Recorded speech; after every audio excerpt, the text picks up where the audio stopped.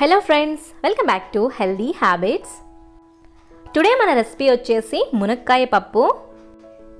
ఈ మునక్కాయ పప్పుని వేడి వేడి అన్నంతో కలిపి తినండి. ప్రతి ముద్దలో మునక్కాయ పప్పు టేస్ట్ని ఎంజాయ్ చేస్తారు.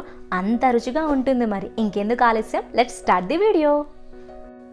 దీనికోసం స్టవ్ పైన ఒక బౌల్ని పెట్టుకుని అందులోకి వాటర్ని యాడ్ చేసుకోవాలి. వాటర్ కాస్త హీట్ అయ్యాక ఇందులోకి మునక్కాయ ముక్కల్ని, కొద్దిగా సాల్ట్ని యాడ్ చేసుకొని ఓసారి కలుపుకున్న తర్వాత దీనిపైన ఒక మూతను పెట్టి 5 నిమిషాల పాటు బాయిల్ చేసుకోవాలి.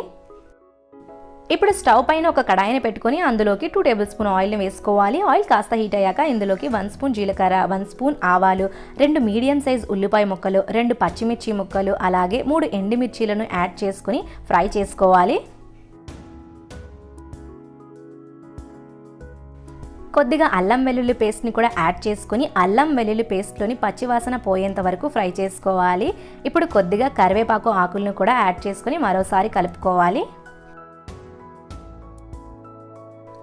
ఇందులోకి చిటికెడు ఇంగువని యాడ్ చేసుకుని మిక్స్ చేసుకున్న తర్వాత 2 టమాటోలను ముక్కలుగా కట్ చేసుకుని యాడ్ చేసుకోవాలి.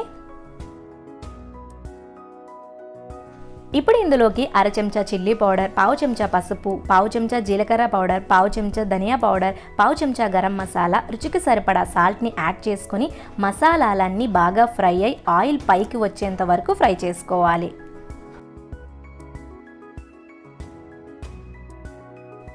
ఇప్పుడు దీనిపైన ఒక మూతను పెట్టి 2 నిమిషాల పాటు లో ఫ్లేమ్లో మగ్గనివ్వాలి.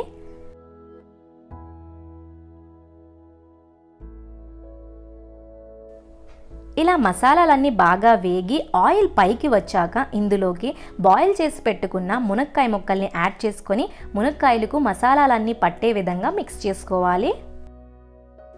ఇప్పుడు ఇందులోకి ఉడికించిన 100 గ్రామ్స్ కందిపప్పుని యాడ్ చేసుకోవాలి. అలాగే కొద్దిగా వాటర్ని కూడా యాడ్ చేసుకోవాలి. మీరు పప్పు కన్సిస్టెన్సీ బట్టి వాటర్ని యాడ్ చేసుకోవచ్చు. ఇదే స్టేజ్లో రుచిని చూసుకొని సాల్ట్ సరిపోకపోతే సాల్ట్ని కాస్త యాడ్ చేసుకోవచ్చు. ఇప్పుడు ఇందులోకి చివరిగా కొద్దిగా కొత్తిమీరని యాడ్ చేసుకొని మరోసారి కలుపుకొని దింపేసుకుంటే వేడి వేడి మునక్కాయ పప్పు అనేది రెడీ అయిపోతుంది. ఇందులోకి 1/2 స్పూన్ వరకు గీని కూడా యాడ్ చేసుకుంటే టేస్ట్ అనేది చాలా బాగుంటుంది. సో ఫ్రెండ్స్, మీరు ఈ వీడియోని ఫస్ట్ టైం చూస్తున్నట్లయితే సబ్స్క్రైబ్ చేసుకోండి. పక్కనే ఉన్న బెల్ ఐకాన్ని ట్యాప్ చేయండి. అప్పుడే నేను పెట్టే వీడియోస్ అనేవి మీకు ముందుగా నోటిఫికేషన్గా వస్తాయి. ఈ రెసిపీ నచ్చితే లైక్ చేయండి, షేర్ చేయండి. మీరు ట్రై చేసి మీకు ఎలా కుదిరిందో కామెంట్ సెక్షన్లో కామెంట్ చేయండి.